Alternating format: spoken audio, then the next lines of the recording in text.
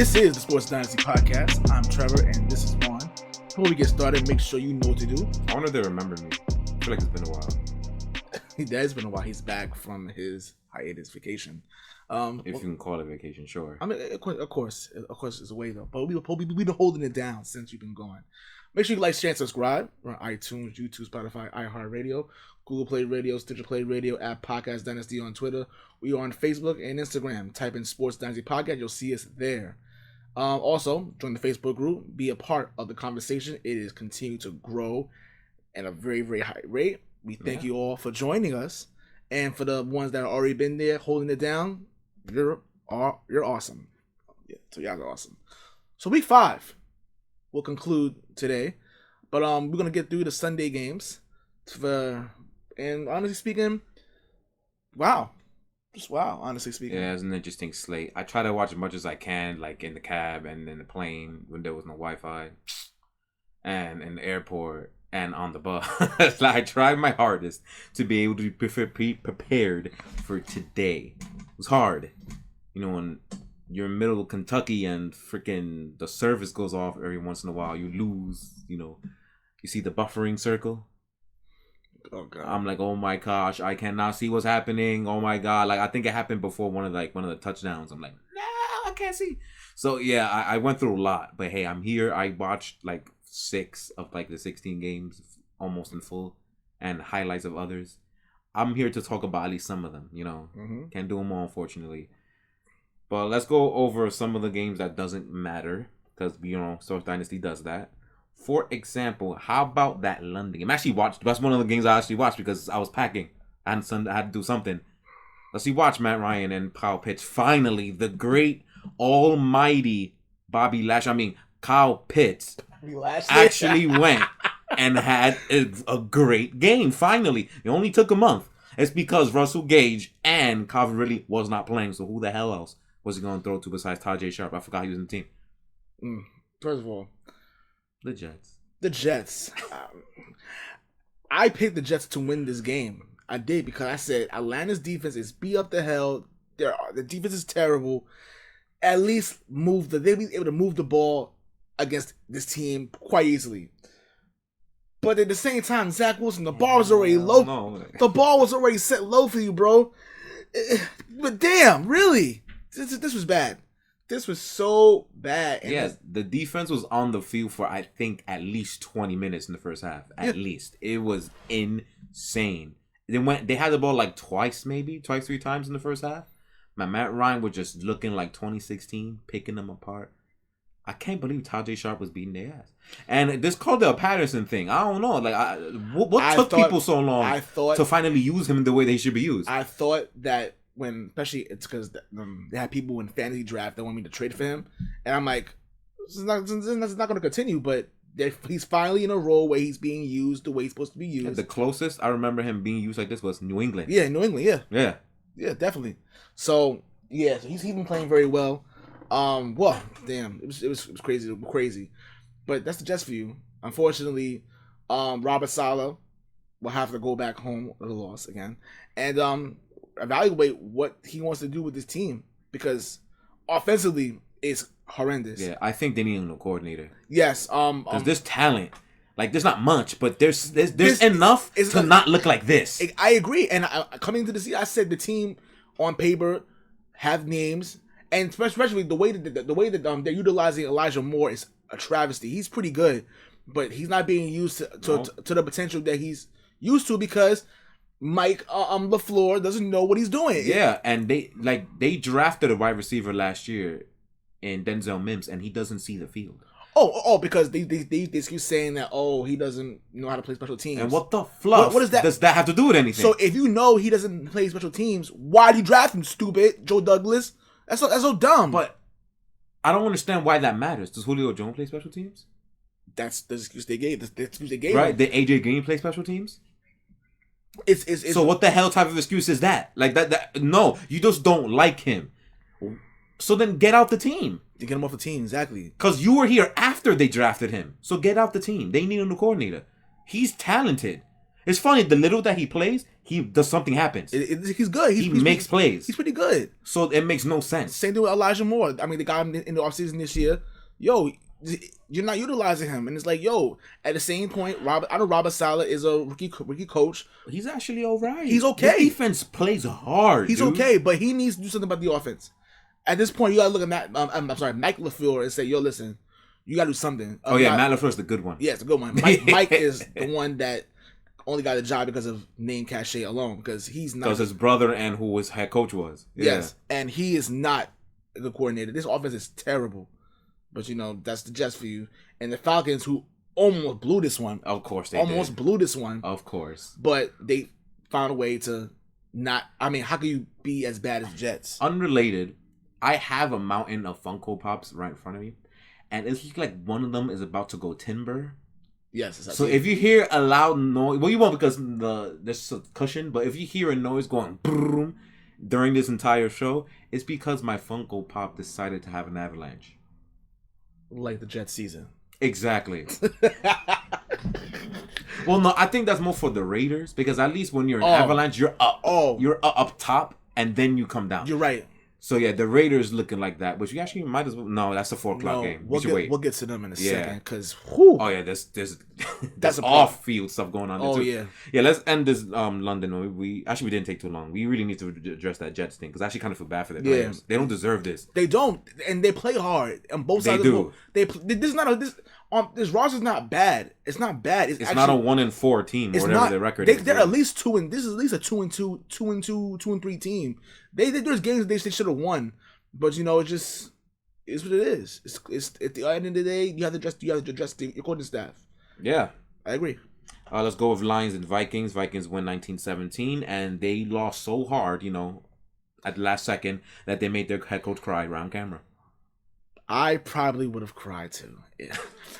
I know he's so sick of this already. But Dan Campbell. I like Dan Campbell.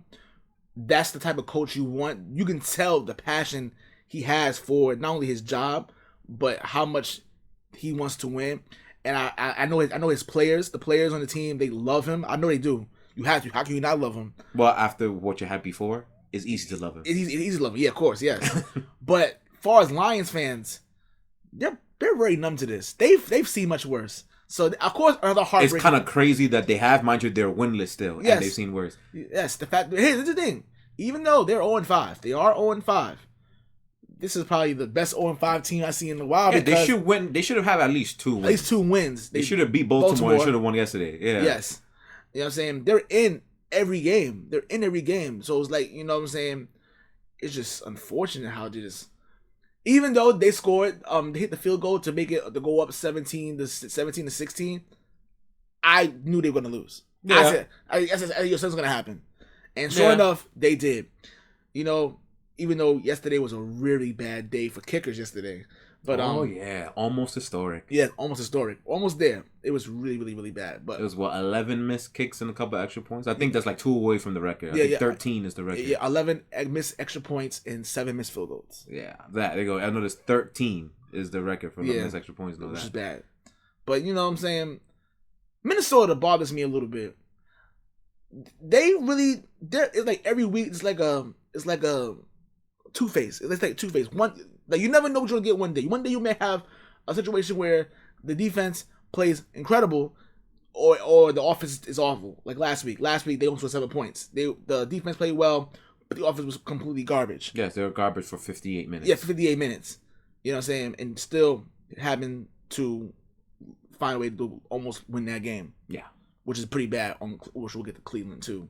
But that's kind of, they're kind of in this too. Yes. Because we literally seen the opposite sides now. But yeah. And yesterday it was the exact opposite. I'm like, yo, listen, what's going on here?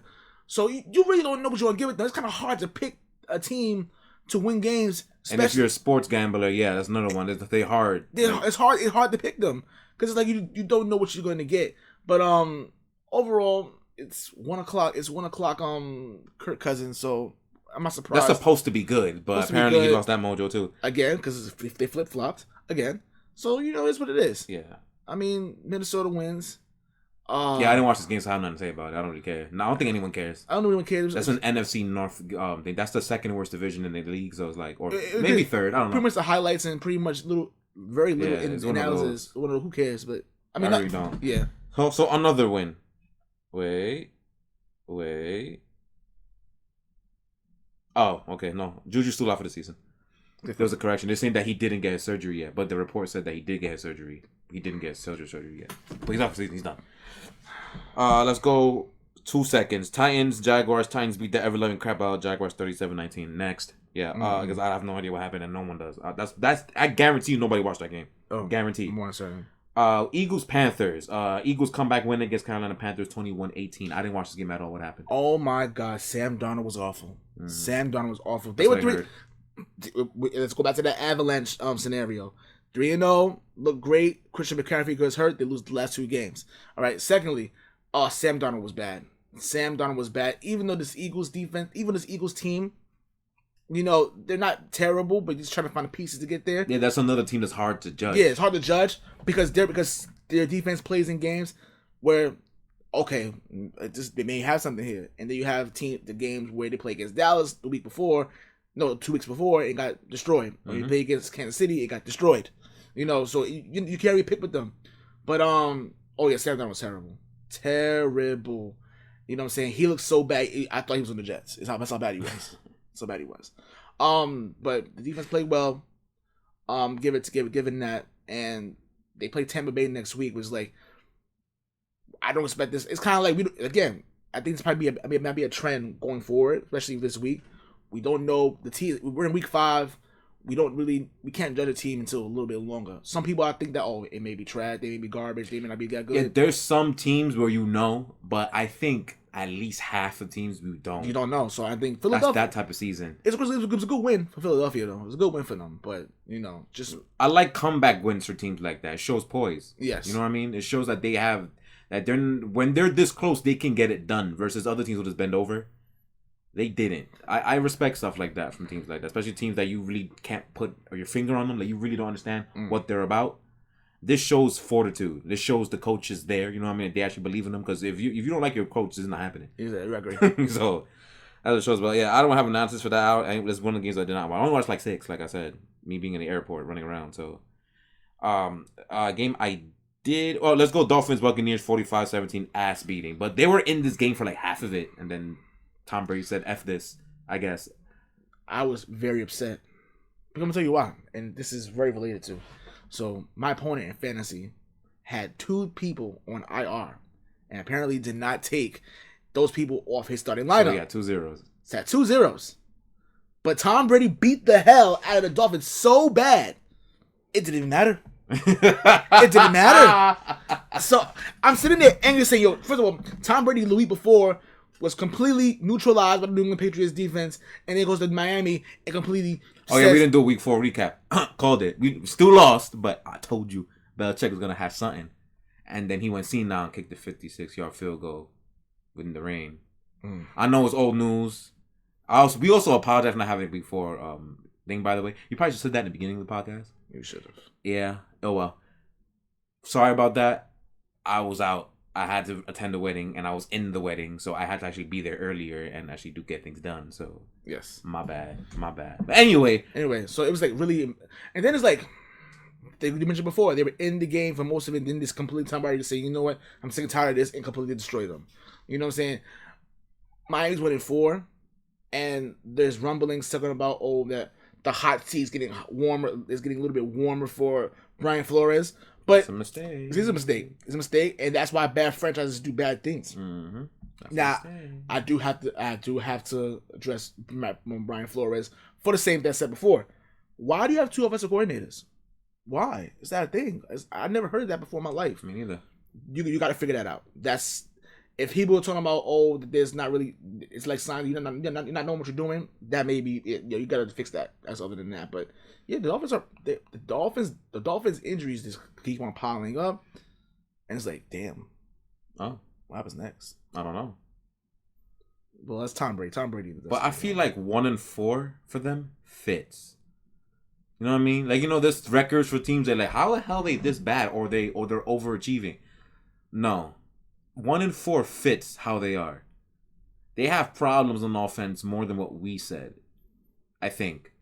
Offensive line's terrible. No, we said that. Yeah, the offensive line is garbage. Tua sucks. We said that too. Yes. No, they were right. Forget it. We called this. Yes. And this was the worst case scenario for them in our guide 2021. We said this will happen if the offensive line is not at least average and Tua looks like something. They're going to look like this. The defense can only do so much. So yeah, we actually wound up calling this one. Mm-hmm. They might win less games than we thought. Yes, I agree. Oh well, they're our rivals, so they can go screw themselves. Anyway. All right. What else we got? Maybe we should go into some of the useless 4 o'clock games, like the Giants and Cowboys. When Giants got absolutely destroyed because they lost their quarterback. Now we watched this game in its entirety. There you go. We watched this game in its entirety, right? And if I am Joe Judge, Stonewall. I'm gonna get to that too. If I'm Joe Judge, that was 2 episodes ago. Y'all remember? You have to fire Jason Garrett.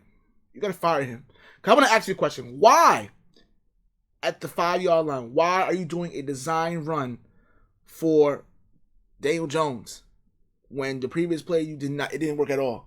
But why are you doing a design run for Daniel Jones? And then Daniel Jones not sliding. He was go head first in to try to dive into the end zone and knocked himself out.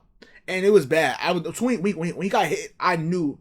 He was concussed. There's I knew it. Possibility, if it's bad as you're saying, that he may not play next week. Oh, he's not playing next week. I know he's not playing next week. The way that he got up, when he got up, he bent down like he was about to vomit, and then he tried to walk.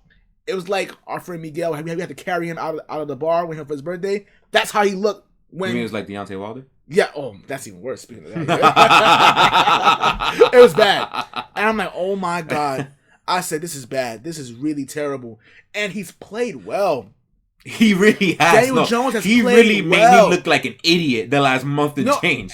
He really has. And again, I agree. The fact of the matter is that when he's not turning the ball over, when he's not a turnover machine, he's good. He's very... I think, if I'm not mistaken, he's top 5 in PFF grade quarterbacks. If I'm not mistaken, before this game.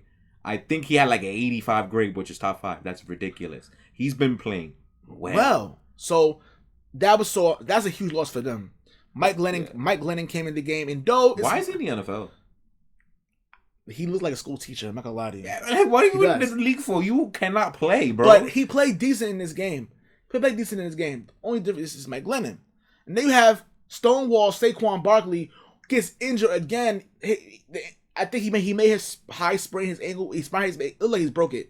But he is a high sprain. It's a sprain, yeah. It's a high sprain, so he's going to be out for like 4 to 6 weeks, more than likely. Yeah, it keeps saying day to day from remember last week's thing, but we'll see. For him, it's more likely. And this will be the third straight season he's suffered a significant bad injury. And he has a contract year next year. Oh, I just don't come back. I don't think he's coming back. Whatever. But if Giants are smart, just cut your losses. It's stupid to sign him. It's financially, it's fiscally irresponsible. Yeah, it really is. It really is. So then you have that. Then also, we can label him bust then.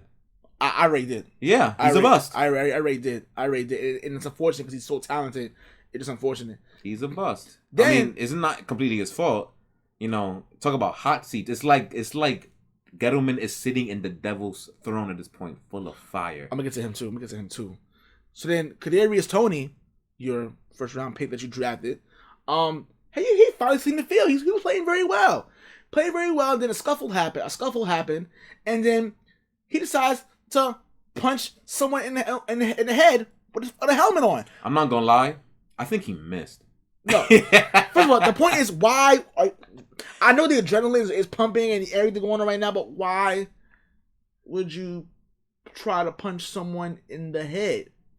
Now, it's more like he won't be suspended. He'll probably get fined, but because he missed. But that's dumb. How you miss? You're gonna risk standing there. You're gonna risk injury for what? But whatever. That's not the point. The Giants are just a dump to fire, and I feel bad for them because this team really isn't as bad on paper. They just find dumb ways to do something dumb and lose. Now, as far as the Cowboys is concerned, they're wonderful. Trayvon Diggs is he could have had at least 4 picks in this game. There's like 4 picks that he could have had in this game. 4. And Trayvon Diggs has 6 interceptions this season. He has more picks than he has games played. Yeah. That is incredible. That he's incredible. That's probably gonna stop. I'm pretty sure people are not gonna throw him anymore. Yes, they will.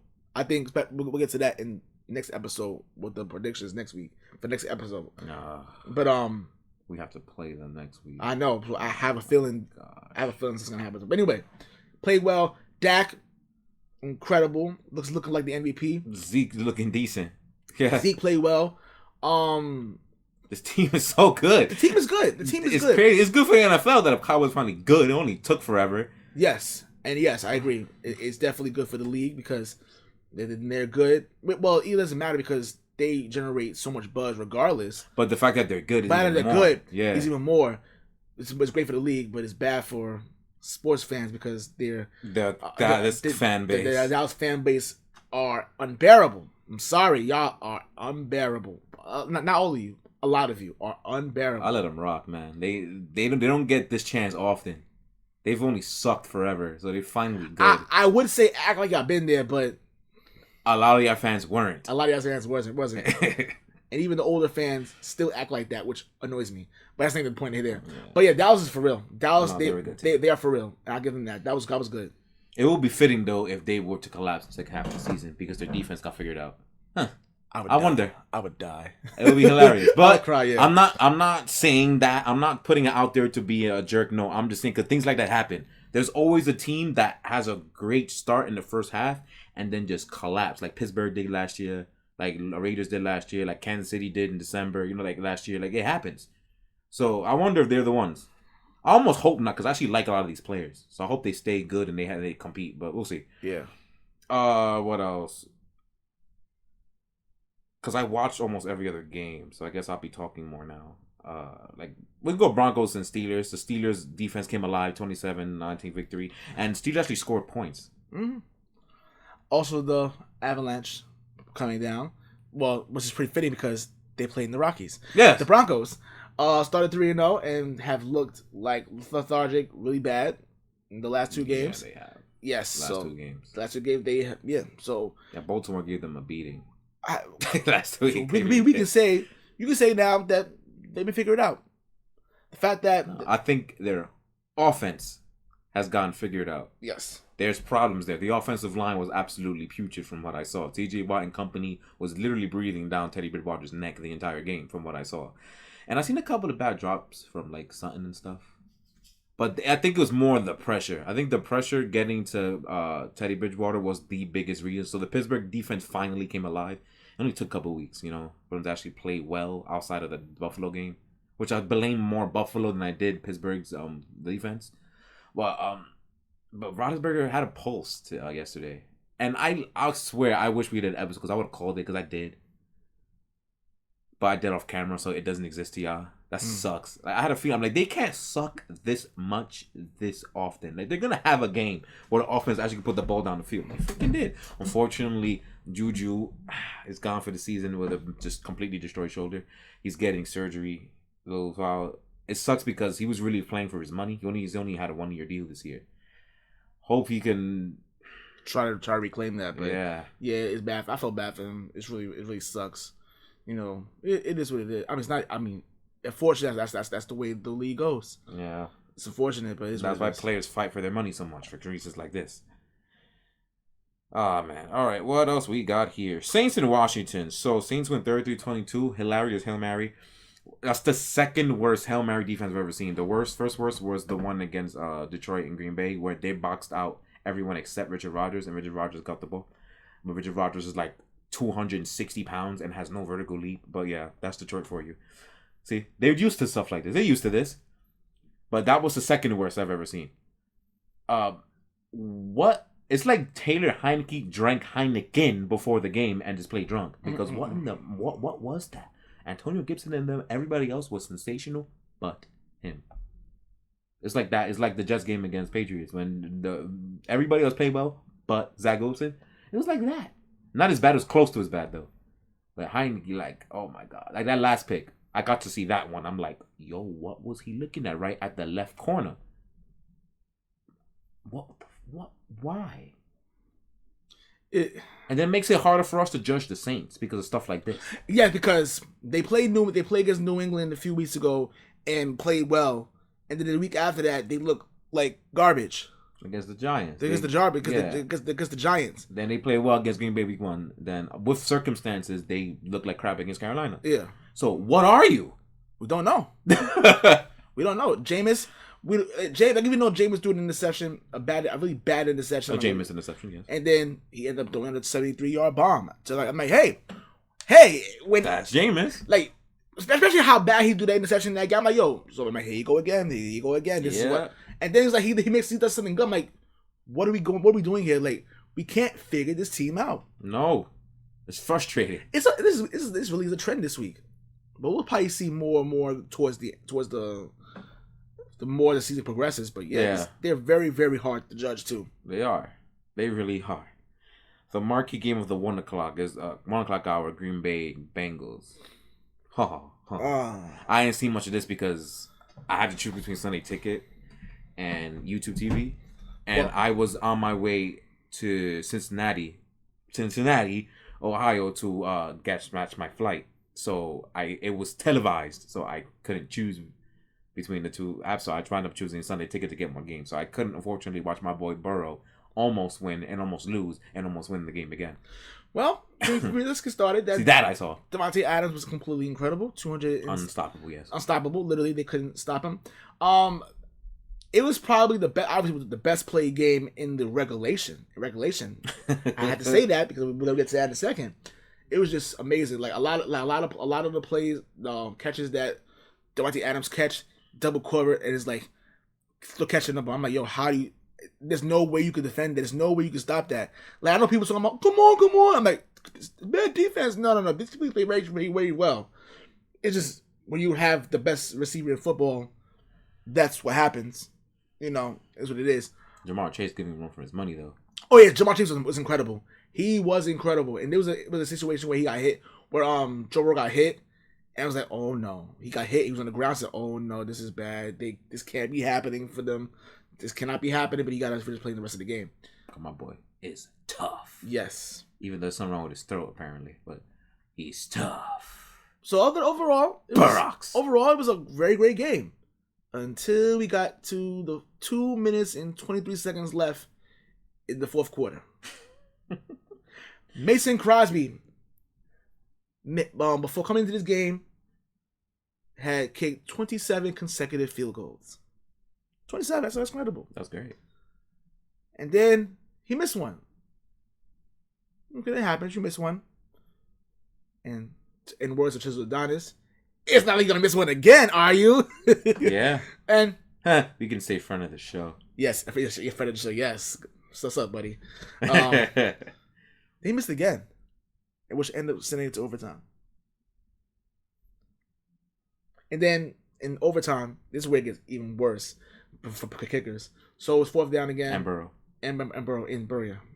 Burrow does a terrible interception. God-awful interception. Yeah. I was like, what was he doing? But whatever. And it's fourth down. It's fourth down in the first couple of minutes of overtime, and he misses again. Mason Crosby misses again. I'm like, and in my head, me and Raul will all watch him saying, "Yo, is he washed? What's going on here? Is he washed?" And he looked so defeated after the last one. So I'm like, damn, since anybody win this game, they go down the field, and then with a ridiculous toe tap catch by Jamar Chase. That footwork, it was incredible, dude. So good. They're in field goal range, and Evan McPherson, that's the McPherson's name. Yeah, that's his name. Kicks the field goal, and he's celebrating like a dickhead because he thinks that they win the game. He thinks they win the game, but then he missed. But I'm not gonna lie to you, it hit the flag, the orange flag, and the people in the crowd thought he made him. Like, no, definitely missed, and he was upset. So I'm like, oh, damn, you got all like, does anyone want to win the game? No. And at that point, I'm saying this better not end in a tie. I feel like every other year the Bengals end in a tie, and I hate it. They do. That's true. This was where my flight happened, and I had to go in the airplane mode, and I missed the whole end of the game. So I have no idea what happened at this point. So after that, so they're moving down the field, and then Mason on it's 4th down, and it looked like they're gonna go for it, and then they end up saying, "Nah." The 2-minute warning comes, and they said, "Nah, we're not gonna do that." And Mason Crosby comes onto the field. Mason Crosby walking onto the field to kick the possible game-winning field goal. And, for like the 8th time, yes. And they zoomed in his face. He looked defeated. He looked like, damn, if I miss this kick, it's over for me. And he made the kick, and he looked like a sigh of relief, and they end up winning the game. They end up winning the game, but had he been anybody else, they would cut him. He would not be a member of the team today. But Mason Crosby, he's been there forever, and he's mostly reliable for the most part. Speaking of been there forever, he's one of the more up and down kickers I've ever seen. If you really go back to his past history, that's actually a fact. He's done things like this before many, many times. And he does this through seasons. He'll have a season where he's like 99%, and then the next season he'll go 50%. Like, that happens. I don't know if it was 17 or 18. One of those 2 years, he was so atrocious. We thought he was going to get cut. I remember having this exact conversation. It was 18. It was 18, right? Yes. Yeah, it was 18. He was so horrifically bad. Not just bad for the Packers in general. That was McCarthy's last year. Yeah. That was the year that I accused Aaron Rodgers playing trash on purpose to get rid of McCarthy. It was that season. My gosh. But yeah, he does stuff like this. So that's why I'm sitting here not surprised that he missed 1,000 field goals in the game. Because he does this. He's so up and down. He's good. Don't get me wrong. Like, when you see him line up for 53 and shorter, you're going to think he's going to make it. He's that type of kicker, but then it doesn't surprise you when he does this, though. It not me. He has a past of doing this. So he missed 4 or 5 field goals in the same game. Yeah, sounds about right. He does that. It's Mason Crosby. But what surprised me more about this is when he took up his helmet, it reminded me how old he is. I like, what the hell? I know you've been in this league for a minute. Like, now that I think about it, 15 years, something like that. Like, oh, wow, I forget you're old. Yeah, it was 2008, yeah. Yeah, as I'm saying, he's been here for almost 15 years. Like, damn, we've been here for a long time. And the same team, too. Respect. Maybe not for long, but respect. Yeah, it's probably... I think it's time to start looking for a new kicker soon, because you can't have that. That's pretty bad. Yeah. Well, they're going to 4-1. The Bengals dropped to 3-2. Unimpressive 4-1. Very I impressive. really don't like Green Bay. I don't like them either. But... it is what it is. From what I heard, they were injured, though. I don't think Jair played, which probably explains why Jamar Chase got like 150 up in there. That didn't have Darius Smith, so they were injured. So the fact that the Bengals didn't win this game says a lot to me more about Bengals than it is about Green Bay. Like, you should have had more than 22 points if they missed literally their best 2 players in their defense. I mean, they could have had more points. The kicker could have made it. So true.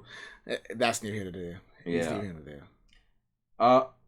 Let's go this quickly. I know you want to make fun of John Gruden, so let's go this real quick. Bears and Raiders. Raiders didn't even score 10 points. The Raiders have... What was their point total for the last 2 games? Is it less than 30? I forgot how much they scored against the Chargers. They scored... I can tell you right now. I believe... 14. So they've scored 23 points in the last 2 games. So they're already showing their colors this early.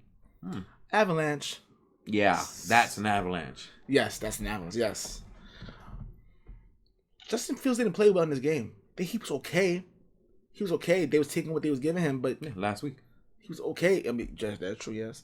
But it's like Chicago. People think, oh, Chicago's making turn the corner. No, this team is really bad. This is not good.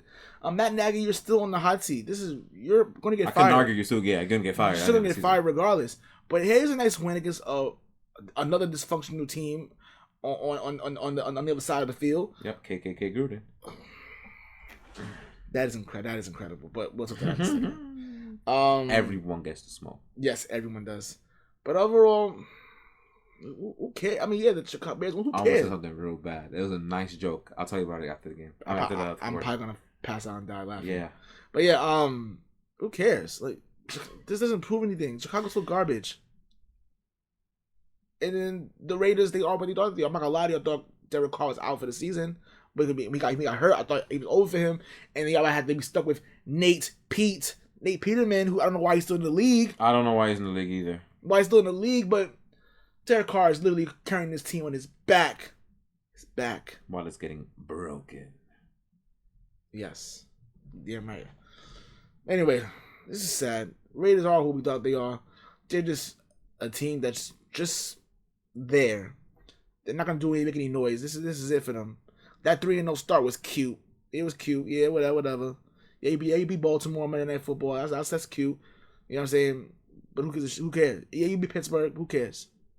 So long as everybody.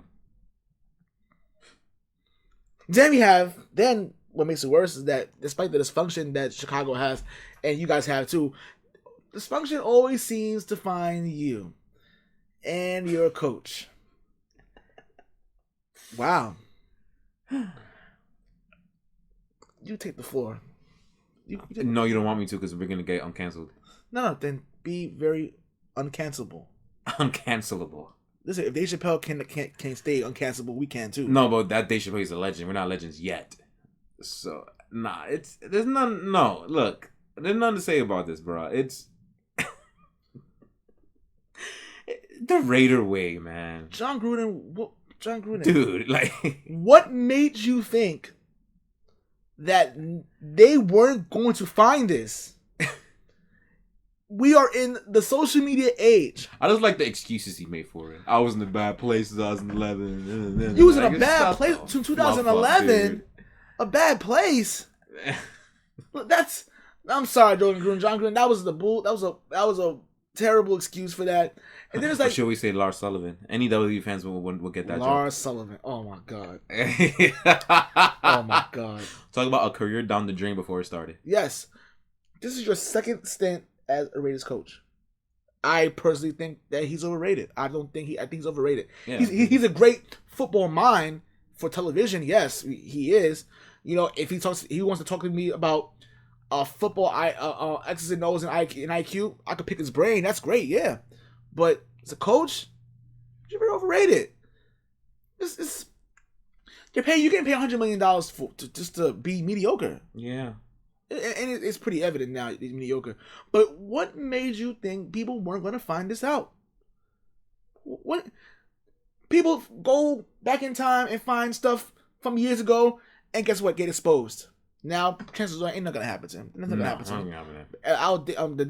Mark Davis it's not gonna happen. That's his guy. Now you gotta have your team, who's predominantly African American. You know, like every other team in the league. Yeah, they don't look you sideways, and yeah, I hope that bad place was worth it because it's about to get worse. But hey, so we got a racist John Gruden, KKK Gruden, and then we have a perverted, adulterous Urban Meyer. I wonder what's worse. See, the NFL just knows how to pick them, right? Because this doesn't happen in other leagues, dude. No. Like, only NFL just loves it. First of all, in other leagues, it's not even allowed. You can't even do stuff like that. Yeah, Don Sterling. Oh, yeah. But yeah, the NFL got rid of his ass instantaneously. The minute it happened, get out. The one time Adam Silver had balls. So yeah. I mean, you had no choice, too. Yeah, you had no choice, but the NFL doesn't care. Man, at the end of the day, they should not have picked them, and I guarantee, I'm not gonna get into that. I'm not gonna go there because what's the point? Yeah, we'll go on this off the show. Yeah, off the show. If you want a rated R podcast, let us know. Oh, I think we'll get canceled so quick. Oh yes. Anyway, yes. If you did not know, the Source Dynasty cast is actually savage. Yeah, you know that. Yes, we all are, and a lot of you guys who listen to us are very much savage. Crabtree. Crabtree. All right, yeah. Let's go 49ers Cardinals. Cardinals on 17-10. Yeah, they limited the ever-loving crap out of Trey Lance because he sucks right now. Because he's a project that everybody thought. Now, just confuses me how you draft a third overall project. I don't get it. I don't understand you people. Anyway, go ahead. You took that word MMR right there. I agree with you 100%. You traded up for this person too. You traded up for a project.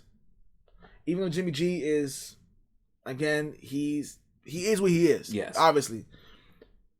What was the rush to bring him in when you knew he wasn't ready yet? Yes, that's why I'm saying they got rid of 2 decent backup quarterbacks. You should have kept one of them. Yes. There's definitely a lot of fans who are shitting on him and everything like that. And it's all 49ers fans saying, oh, he's a rookie, let him get a chance to learn. Yes, I agree. He's a rookie. He need a chance to learn. That's why you keep his ass on the bench. Simple as that. What is I get the pressure from the fans. hey, we have a stud, I have a quote unquote stud that you drafted in the first round. He needs to start. Now I get that. I understand. Now, if you're the number one overall pick, that's different. You're gonna start because you're the number one overall pick. That's different. If you're like second, or third, or fourth, fifth, depending on the situation, you can wait. The 49ers was a great situation where he didn't need to start right away. He didn't need to play right away. What's the point? What? Why throw him out there for what? He's not very good. I don't want to say he's not very good. He's not NFL ready. He's not ready to play NFL football yet. And he's not. It's not. And most of the rookies in this draft class were not ready. The only person that was NFL ready to an extent is Matt Jones. He's the only one. And Trevor Lawrence only because he's the number one pick, so he's not no choice. You have to learn to fly. Yep. That's what it is. Come on. And then you have to look at John Lynch saying, "Listen, this is you. This is you." So then at the same time, it's like you got to figure something out right now. It's again, as we've said this 2 episodes ago on week 3. We were spoiled. The last few quarterback draft classes has been almighty. So a lot of them were able to start and get through the growing pains quickly. Like by now, Kyler Murray is ready doing his thing. Yeah, he's Joe Burrow right now. I think he hasn't got hurt a year ago yet. I think it comes later in October. So he was doing his thing. They were learning. Justin Herbert was doing his thing. We got spoiled the last few years. That's why everybody's rushing so much. But the thing that kills me is that I just don't understand these scouts and getting these small school guys, because he's from Dakota State, whatever the hell that is, talking about he's so good when he's playing against bums. And when he meant to say, I know what you're saying. They're not playing high level competition. They're not playing Alabama. He's not doing that against Alabama. He's not doing that against Georgia, not Ohio State, Michigan. No, I'm getting you get the point. You're not doing that. No, not doing that. And I get that. Oh, he's flashy. Oh, look, he broke so many records in college. Records are meant to be broken. Yeah, because it's tailored for the quarterback for the offense to do that. Yeah, in a small school. In a small school, he was a big fish in a very, very small pond. A very small pond. You put him in the SEC. Is he doing that? I don't know. Maybe. Maybe not. We don't see. But he literally made a big jump from FCS to the NFL. You can't do it like that. Mind you, he hasn't played in years. He hasn't played in almost 2 years. So how can you have that judge of character say, "Oh, he's gonna be the next big thing"? How the hell do you know that? I don't know. Like, I don't know. It makes no sense. Like he didn't have no real tape. It's ridiculous. And y'all spent the 3rd overall pick. What's funny is that I think they might have had to. I think he would have got taken a little while after that. So I don't think they had a choice. But still, because they were like 10, 12, something in there. He was there. I don't think he would have been on that board. I think somebody would have snapped him before that. I think they had a choice to get him at that point. Probably Denver would have snapped him up. Yeah, that's what I'm saying. I think. But I just don't get it at this point. Like, these scouts suck. I don't get it. All these small school quarterbacks don't really work. Like, I don't really understand. It's very rare that it happens. It's very rare. And they take it on top picks. Like, what the fluff? Like, it takes a while, but no. The quarterback position is the most important position. You got to get that right. Yeah, so get a guy who's done it. You know, don't be like the Bears and draft a bum-ass Trubisky when you had Deshaun Watson NFL ready right there. Who was supposed to be top quarterback drafted in that class. You know, that's a great example to our point. Anyway, Browns and Chargers. If you like offense only, this is the game for you. Browns and Chargers 42-47, where defenses were letting guys be 40 yards open deep. Yeah! And of course, myself in fantasy thought it was a good idea to start Cleveland's defense. Oh, you bugging. I was bugging. I thought it was dumb. It was really, really dumb. Yeah, that was dumb. I'm not even going to sugarcoat it. It was really dumb. It really stupid. Defense where for both teams? Defense where? Like we said, Cleveland, the opposite end of the spectrum today. Yeah, Justin Herbert was incredible. I mean, of course, it's Justin Herbert. Incredible. And then playing against that defense. ECW. Yeah. Okay, but playing against that defense, I wouldn't blame him either. And this, the fact of the matter is that they almost sold the game. They missed the extra point They go down. They trail by 1 in the fourth quarter, but that didn't matter because you know what? Hey, we're gonna make some type of stop and not make Cleveland move the ball and then losing the game. A lot of penalties in this game. A lot of offensive pass interferences that was not called. Yeah. A lot. Mike Williams, yeah. A lot. It was bad. Tackling? Where? Nope. We could have did a better tackling, and we're not NFL players. Yeah. This was bad. This was terrible. Baker played well. Baker played very well. The offense played well. They fought for 42 points. You can't. They did everything you could ask for. Nick Chubb 161. My gosh, dude. My guy. But the Achilles heel again, and even though they made a lot of moves in the offseason on the defensive side of the ball, this defense is still very suspect. It still has ways to go. For the most part, yeah. It's Cleveland. We know what Cleveland wants to be. We know what Cleveland wants to be. They built their team to beat Kansas City. They did, which now they don't need much help doing that. Yeah, they did. They should have did it week 1, but it's true. Can't wait to get to them again. Yes, I know you're waiting for that. Yes, the Chargers. The Chargers for the most part, they seem like they have a complete hole in this division right now. I like what Justin Herbert is doing. I really do. MVP candidate too. MVP candidate as well.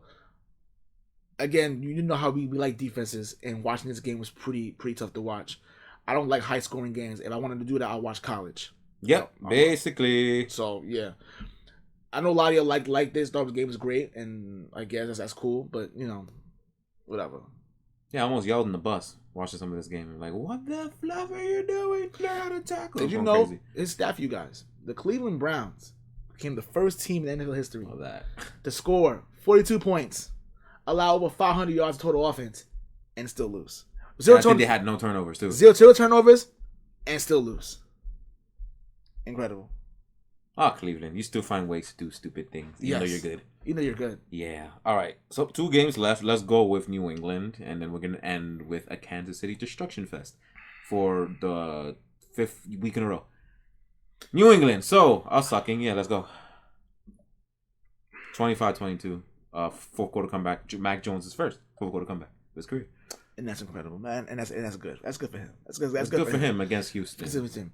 But I do want to give a bright spot for the New England Patriots. There's one bright spot that I noticed in this game that I said, good job. The offensive line.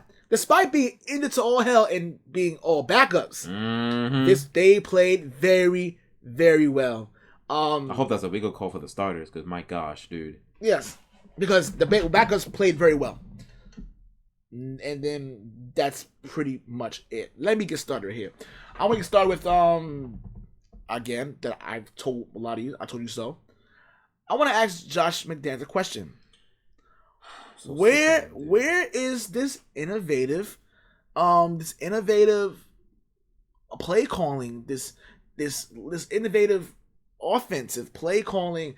The ones that where you had NFL teams clamoring for you to be the head coach for their franchises. Where is this? Where is it? I know where it is. I know where it is too. It's in Tampa Bay. It's in Tampa Bay. I agree, 100%. Why are you calling 3 straight play calls? Why are you calling 3 straight passes for? Why? The red zone. In the red zone. In the red zone. In the red zone. In the red zone. The last 2 years, we have been one of the worst red zone offenses in the league. One of the worst in the league. Mind you, got Cam Newton. He runs the ball. Like, what the and still was one of the worst red offenses in the league. That's one. Secondly, okay. Secondly, I didn't think it was gonna be this sporadic.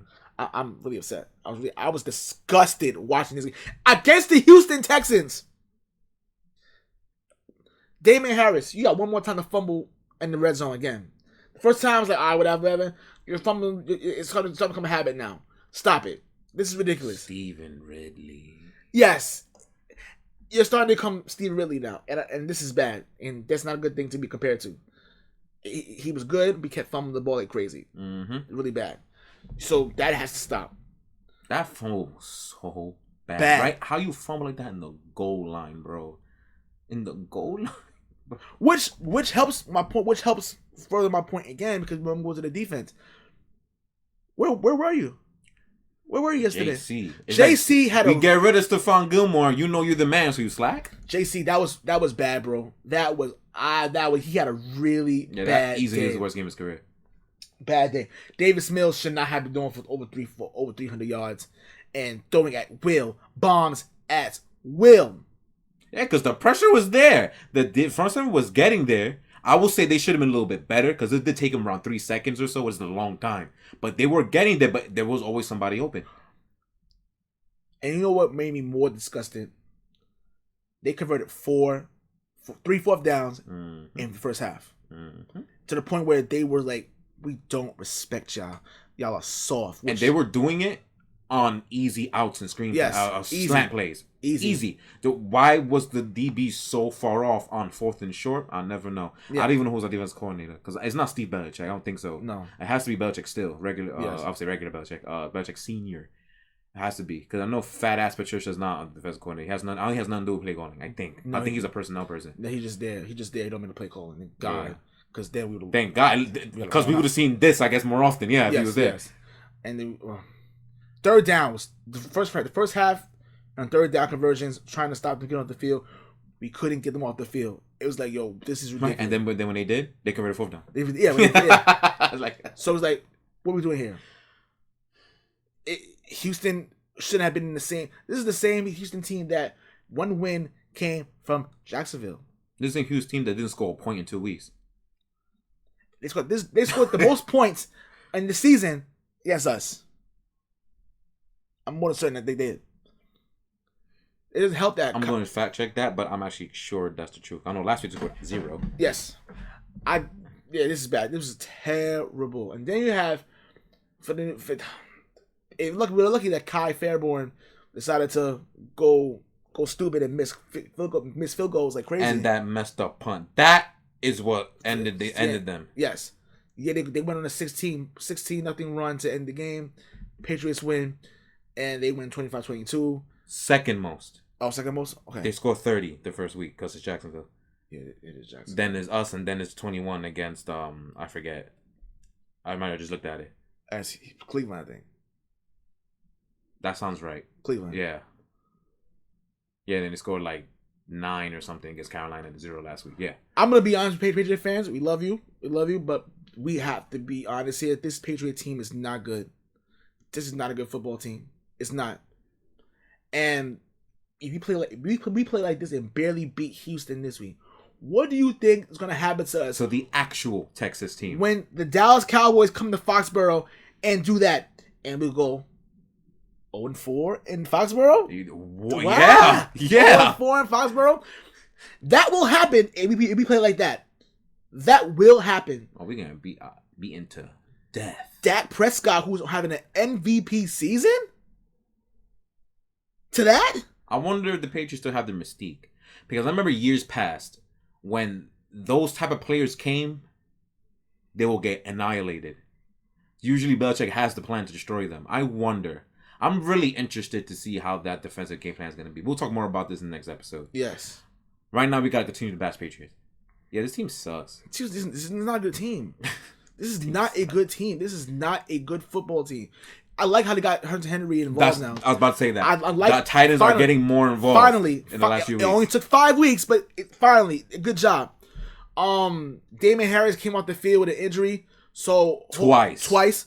So hopefully, Ramondre, good luck. Now it was good to see Ramondre Stevenson out of the doghouse and not fumbling. Yeah, but people are talking about that's what happens when you get rid of Sonny Michel. I mean, Sonny Michel was not going to be here long term anyway. What the hell is that? Because they're saying that the running back depth. I mean, Brandon Bolden played well. I mean, I feel like he only plays good with us, or he's very decent. This is a perfect fit for him. He's been on the team like 5 times. He's been here like 5 times, something like that. Something like that. Like it's like 4 or 5 times he's been on the team. Yeah. So you know what I'm saying. So yeah, that's crazy right there. This team is not good. It's not. It really isn't. And they had to do something quick because now we're lucky. We're lucky that we stole this win. We should be 1-4. But honestly speaking, coming out of yesterday's game, we were down 22-9 to the Houston Texans. The Houston Texans, we literally was like, nah, they were gonna beat us, but then they beat it themselves. Okay, so I'm gonna shed a little bit more light into the situation. No, we do suck. That's a fact. We can also easily should have had 2 extra wins in week 1 and last week. We should have beat Tampa Bay. Yes, I agree. And we should have beat Miami. Miami should be winless right now. That team is a straight dumpster fire. So we should have 2 more wins under our belt, but we don't. Just like we should be lost more games too. I agree with that also. That's the type of team that this is. It's an up and down team. For some reason, this place, that bum stadium, is starting to be a house of horrors for this team the last few seasons. The last 2 times they've played over there, Deshaun Watson's beaten the ever-loving hell out of this team. They've gotten their ass whooped twice, last year and the year before, down in that stadium. For some reason. Then again, it's Deshaun Watson. But it happened yesterday too. But they escaped with a win. So I don't know what the hell is about the Houston Texans and Reliance. If it's still called Reliance Stadium, I don't know it's called that anymore. It's NRG Stadium. I still call it Reliance Stadium. I don't care. Yeah, it's old school. There's something about that place that the Patriots just come out flat every time. I don't know what it is. It's happened the last 2 times. And it's also happened 2013 too.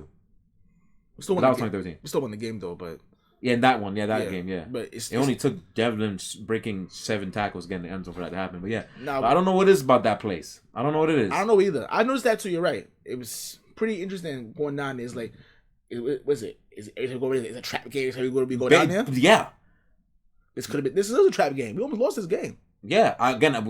We messed up last week not having a show because I would have easily told you I bet Texans. Like I knew it. Something my body told me this was going to happen. Mac Jones, outside of that one dumbass pick, was good. Again, fits the system perfectly. Whatever the system is, according to McDaniels, he fits the team perfectly. So we're still seeing strides from him. The secondary, I'm just gonna go with a blip. Because this is by far their worst game of the season, not even close. We're going to go with the blip. Playing your ass off, I guess, playing in a basically Super Bowl playoff type game last week. I'll give them a blip. Because I don't think they're going to play like that again. That was bad. Like I expect them to bounce back like next week against Dallas, even though you're still going to lose. Spoilers for next episode. I will be picking Dallas to win that game. Anyway, that's what gets me upset about this team. There's good, but then there's so much bad at the same time. And I don't know what to believe about this squad. Usually when that happens, I just think you suck and you're not going to win any games. Because that's going to happen more often than not. When you don't know yourself, you're not going to go far. And that's why I see in this Patriots team. That's what they are. They have an identity crisis. I don't know what they are. They try to be a running team, but their offensive line plays like crap. But then they don't let this quarterback play half the time. When you know the run doesn't work. You know, that's McDaniels dumbass doing dumbass McDaniels things. And then on defense, you play more zone than man half the time because you waiting for Stephon Gilmore to come back. Then you get rid of Stephon Gilmore, and now you don't know what you're doing in secondary the first time he's gone. Even though he wasn't playing those seasons. Like you don't, it's like this team doesn't know what the hell they want to do. Figure it out, because again, you're going against an NFC contender next week. At least in the final week, we play against Jets. So they're guaranteed to have 1 home win, finally. It only took a month and a half. So they're going to get that, I hope. But yeah, that's to me the problem by the Patriots. They don't know what the hell they are. So how the hell are we supposed to know what they are if they don't know what they are? Yes. Identity crisis. Figure it out. Figure it out. Me personally, I think there's still a chance for a 7th seed because I think a 9 and 8 can make the playoffs in this conference, to be honest. In both conferences, actually. There's a lot of mediocre teams this year. Because a lot of teams have the same problem. A lot of teams don't know what they are. So there's a lot of turnover going on in a lot of teams. Which also gets me mad about this team because there is no turnover in this team. So why don't you know what you are? I'm telling you. I'm waiting for maybe 2 more losses before we have a Belichick episode. Because I have a lot of bad things to say about him. Yeah, Patriots fans, you heard what I said. I have a lot of bad things to say about him. I'm waiting to see if you get 2 more losses this quick before. Because if you get 2 more losses, the season's over. I'm telling you right now. We're 2-3, right? You get 5 losses before November, the season's over. You're not recovering from that. Because this schedule's going to get harder. So, yeah. But I got things to say about him. Now, let's bash Kansas City, shall we? Because last night was a mother trucking embarrassment. And I enjoyed it very much. But before we get started on the Kansas City bashing. Are we going to praise Buffalo? Not Buffalo. Buffalo. Oh, because I'm about to say you're bugging. There's a lot of bad things to say about Buffalo, too. I can't wait to say that, too. I'm going to get to them, too. I personally want to thank you, the sports media, the mainstream media, I want to thank you for finally coming to your senses about Kansas shitty. Yes, I said it. Kansas shitty. I'm not editing that. That's fine. Yes. This defense is garbage. And I know why. Go ahead. I know why. This is during the guy I said this is a flawed roster. Flawed is actually being nice. This is garbage. This is garbage. Travis Kelce, Hill, Tyreek Hill, and Patrick Mahomes. That's it. Yeah. That's it. Mm-hmm. Nico Harman is garbage. Mm-hmm. Why is he here? He's garbage. He's not even that good of a return man, so I don't know why he's here either. Pringle, the only thing good about you is your name and the chips is good. Other than that, garbage. Yeah, fumble. Trash. The Marcus Robinson, that's the other receiver. Garbage. Number 11. Yeah, garbage. 17, 13, 11. Those are your numbers. Clyde Edwards-Helaire, even though he got hurt, I hope he feels better and everything get better like that. He's trash. He's not good either. He's overrated. This is terrible. And then offensive line where? What offensive line where? You want to do that? Oh, Joe Tooney's gonna come there and whatever. Good luck with that. Yeah, that's funny you mentioned that because there is the thing about offensive linemen leaving New England and not playing good. That's like a thing. The only person that we give an excuse for, I believe, is Mankins because he was old at that point. So it is what it is because he wound up getting traded to Tampa Bay. He was ass in Tampa Bay because he's old. But that's like a thing about offensive linemen leaving New England. They don't really play well outside of New England. There's a reason why they're in New England and they play well. It's because Garcia is a freaking angel. But yeah, I've heard his name. So I'm assuming he's not playing that bad. I will fact check that for next episode and look at PFF grades. I'm pretty sure he's not playing that bad. But I will bet money his grade is in the 60, which is average. I bet. Which will probably be one of the higher grades in Kansas City's offensive line. It was just like they were just giving Buffalo anything and everything. Mm-hmm. They couldn't stop anything. Mm-hmm. And I'm gonna thank you for finally realizing that this team sucks. This team is really bad because for week in and week out, despite the flaws, despite all the things that we've been telling you for the longest, you said, "Oh no, Kansas City is they're still a AFC Super Bowl contender. They still are. Oh my god! Oh look what they did to Philadelphia last week. Philadelphia. So Philadelphia was good enough for you guys to, try to ride the ship and say, oh, they're back. There they go. They're back. Really? Really? It's amazing. It only took 2 and 3 years to realize this, that this team wasn't really as good as you say they are. So thank you. I appreciate you guys for realizing that. For realizing that we were right all along and we're independent and you're multi-billion-dollar companies who continue to get it wrong every single time. So we thank you. Well, I got a phone call from Florida. I wonder if Tom Brady's laughing at Kansas City. I don't know. Anyway, so go ahead, sir. All right, I have a lot of things to say. This is my time, I guess, to go crazy. It's going to be great because I'm going to bash people that you're probably not going to even expect. So, defensively, this defense is mainly the same as it was the last few years. They lost a couple of DBs, but they're mainly the same. And I believe they didn't have Chris Jones yesterday. But if I'm not mistaken, I don't remember Chris Jones being all that impactful in games. He's a DT. He's not Aaron Donald. Aaron Donald was the only DT that I consider insanely productive and insanely impactful. He can change games. He's the only DT I've ever seen ever do that. So if I'm not mistaken, Chris Jones is not anyone near close to good as Aaron Donald. So whether he was there or not, well, I mean, no damn difference. But there's a reason why I'm mentioning Chris Jones. Because if you guys really look at how he's been utilized the last 4 weeks before this week, he's been mainly playing in the edge. Correct me if I'm wrong. Isn't Chris Jones around a 300-pound defensive tackle? Right? So what would happen if he plays the edge, especially in today's age of NFL, where everybody basically runs a 4-4? It's pretty much obsolete, honestly. What's going to happen, right? It's inevitable. He's going to get run on because he's too slow to catch anybody off the edge. Mm-hmm. You can't set the edge if they're too fast for you to set it on. They're going to run around.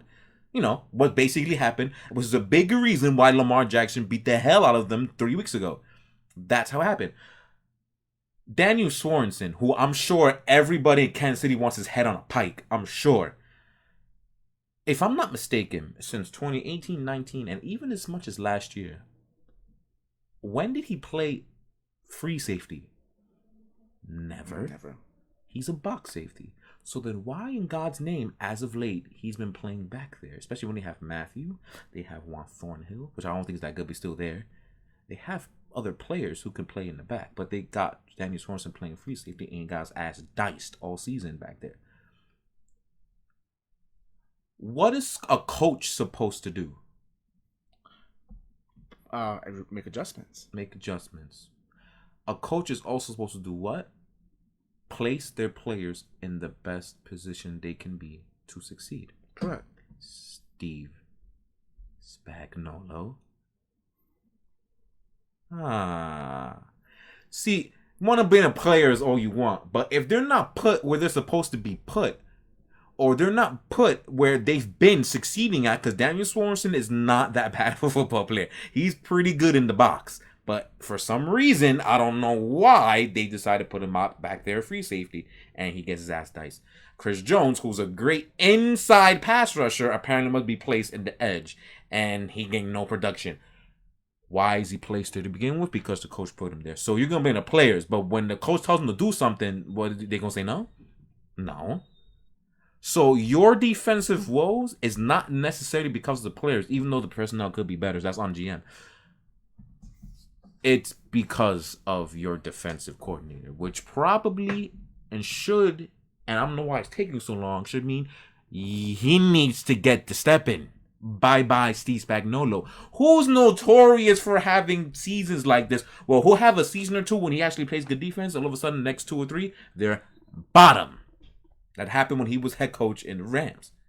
This happened Giants, when he had one fake season or one fake playoff run, you know, those Super Bowls, and then their defense isn't ish after that. Well, he's one of those. You know who else is like that? Rob Ryan. Rob Ryan will have one good season with the team. You know, Saints in 2013. Dallas, forget what season. Might have been 14. I don't remember what season. No, it was 14. The Saints had a disgusting defense with him. There was a season in Dallas. It might have been 16 then. He had a good season with Dallas once on defense. And then they just stopped playing defense after that. And then he gets fired. Spagnuolo is like that. So he needs to get the step in. It's not as much a personnel problem as it is a coaching problem. These players don't know what they're doing when you really watch this team play. Allowing 30 every game except the first one, which was 28. Wow, what a difference. Yeah, that coach needs to go. That's number 1. 2, offensively, Mahomes is actually struggling pretty much with turnovers. He's turning over the ball left and freaking right. Even though it was bum-ass Tyreek Hill's fault that he threw the pick 6 because he dropped it, you know, the overrated guy that y'all love so much. Yeah, him. And then the second pick, I don't know what the hell he was doing. Yeah, Mahomes having a turnover problem. And this is the Texas A&M version that people were worried about, which is why he didn't get drafted top in the drafts. This was why, because he did this in Texas A&M. He was very sporadic. The turnover luck isn't there anymore. But there's something, I want you to learn this about football. Because in the NFL, everybody's actually good, believe it or not. So there's something called tape, right? Where people record games over the years and they study it and they figure things out and know how to stop what you're doing. That happens. You have to go close to the mic so I can hear, so you can listen to me. When you have a coach who's notorious, which I'm sure everybody knows who I'm getting at, for never adjusting what he does, this is what happens. So Andy Reid, the ball is on your court. And no, it is not a giant pizza. Don't eat it. It is a ball. You need to fix up this offensive play calling. I've literally watched this same exact offense for the last 3 years in change. This is season 4 with Mahomes. I'm watching the same stuff. Same things. Now, the GM gets to get dinged on because they really needed to get another receiver serious. Like, every receiver that Trevor related to you 5 minutes ago is garbage outside of Tyreek Hill, who's overrated in his own right. Because you can tell me, oh, he's been double cut by every play. That don't stop Damonte Adams. That don't stop DeAndre Hopkins. That don't stop the top receivers. So you can go ahead and cry about excuses about him all you want. But if he is as good as you say he is, you're supposed to find your way to overcome those double coverage things. And maybe it's an Andy Reid thing. You can go ahead and blame Andy Reid because he's the one calling plays. So you can go ahead and blame Andy Reid and Bieniemy, as that's the offense going to, right? Yeah. You can blame them, right? Go ahead. All right, cool. But from what I've seen, the top receivers, they get double covered every motherfucking play. So, and they still find a way to be productive. But he doesn't. He gets blanketed and serious every time people put attention on him. And yeah, y'all want to keep telling me he's a top 3 receiver. No, the hell he's not. He's not. He's dangerous. He's the best deep threat in the NFL. Yeah. He's not that good a receiver. I never want him at number 1.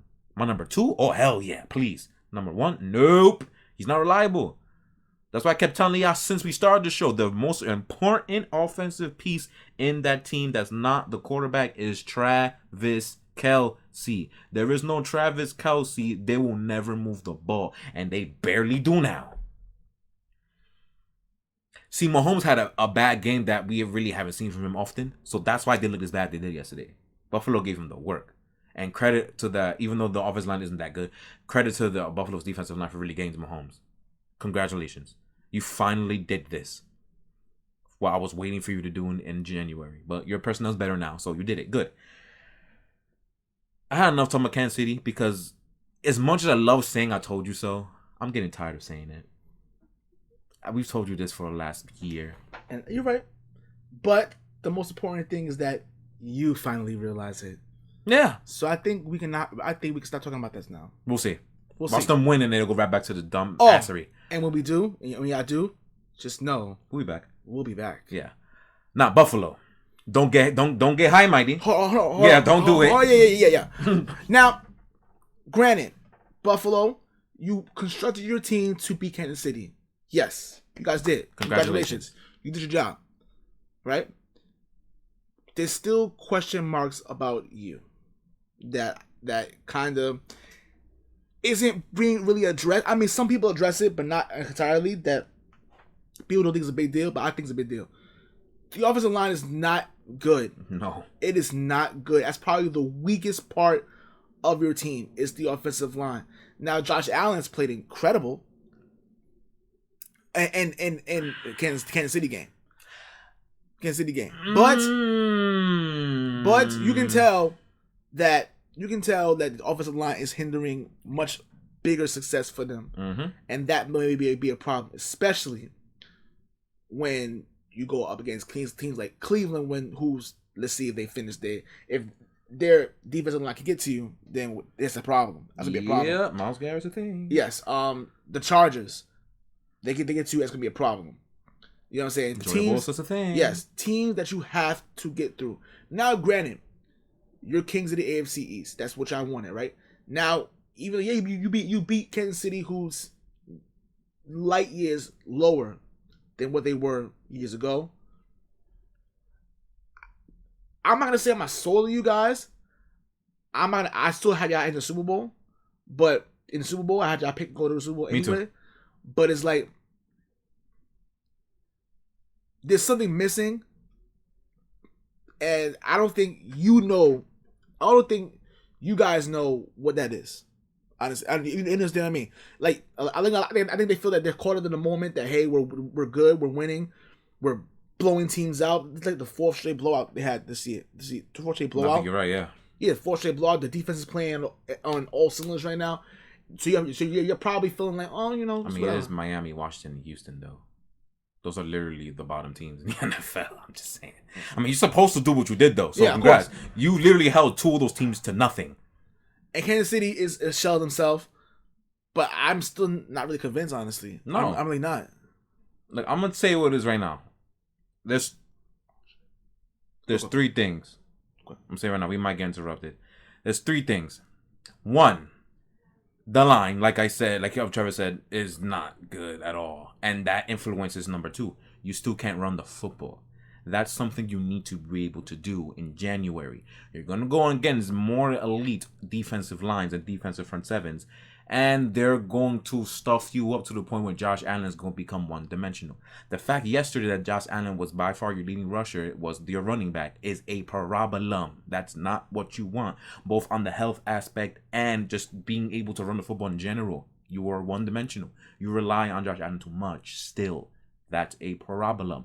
And speaking of Josh Allen, he is not as good as what you think he's looking like. He threw for 50% most of yesterday, only on deep bombs because Kansas City sucks. That's why. When they had Dawson Knox and Stephon Diggs doing the Macarena at deep, 40 yards deep on that team, that's not because of you. That's because of Kansas City.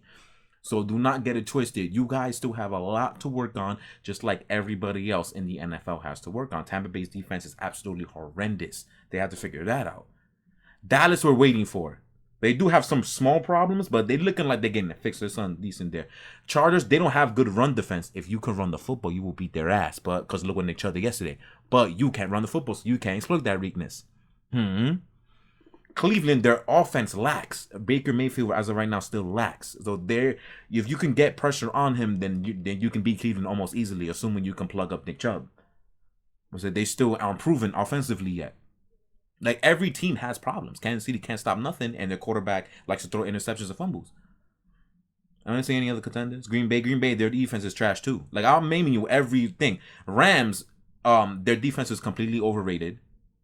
And Matthew Stafford has been missing throws. If you really watch those Ram games, he's been missing deep throws. So he's not accurate like he was before. See, I just named you weaknesses for every team. There's no great team in the NFL yet. So you're part of that.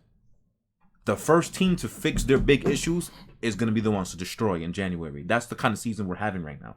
We're not going to remember whatever Super Bowl champion we're going to have as a top team in NFL history this year. That's not happening. There's nope, not happening. It's one of those seasons, which is cool. It's parody. We don't know who's gonna win. That's what we need. Buffalo, don't get high and mighty yet. You guys have some massive issues. The great side for you though, your defense is magnificent. It's like you went back to 2019 with a pass rush, which is a problem for the league. So at least you have that going for you. You have the highest spot more than anyone else in the league, but that can easily get taken away from you. So that's why I'm trying to tell you, don't get hype yet. Relax. It is October. Not December. Relax. You still got massive issues. You need to fix that line, to fix the run game. At least be able to run a little bit. You don't have to be Cleveland and Baltimore versions, but relax. Don't get on your high horse yet. That's what I'm saying. We're not done. Yes. Make sure you like, share, and subscribe on iTunes, YouTube, Spotify, iHeartRadio, Google Play Radio, Stitcher Play Radio, at Podcast Dynasty on Twitter, Facebook and Instagram. Join the Facebook group. Be a part of the conversation. We want to thank you all for joining us and being part of this. And we'll see you guys soon. Peace, love, and applesauce.